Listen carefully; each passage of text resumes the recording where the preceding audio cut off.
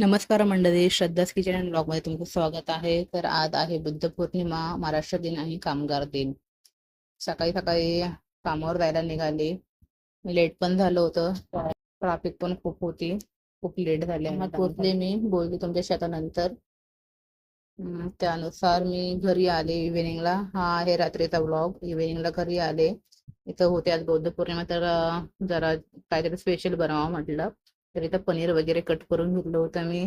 खीर बनवायची होती, तर दूध वगैरे पण गरम करून घेतलं होतं. इथे काजू बदाम वगैरे कट करून घेतले होते. इथे मी चपात्या करत होते. म्हटलं आज काहीतरी स्पेशल होऊन जाऊ द्या. तर इथे मी मटर पनीर बनवलं होतं आणि पुलाव बनवलेला.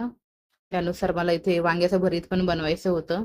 वांग मी भाजून घेतले होते इथे. त्यानंतर मी इथे थोडीशी खीर बनवली. मला काहीतरी गोड स्पेशल बनवूया आज. झटपट मी तर खीर वगैरे बनवली. मस्त शेवया वगैरे भाजून घेतल्या. ड्रायफ्रुट्स पण त्यामध्ये टाकून घेतले मी. आणि छान अशी इथे मी खीर बनवली, मस्त दूध टाकून. एकदम सुंदर अशी छान खीर झाली होती ते. थोड्या प्रमाणातच मी केली होती, जास्त केली नव्हती.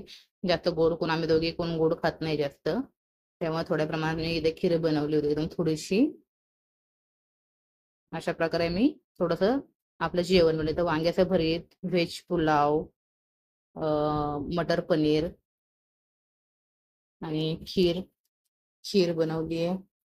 त्याचप्रमाणे मी चपात्या बनवल्यात. पुऱ्या बनवायच्या होत्या पण लेट झालं होतं. मी त्या चपात्या बनवल्या. हे बघा, आता आज मी व्हेज थाळी बनवली, साधी आणि सिंपल. आता मी जेवण करून घेतो.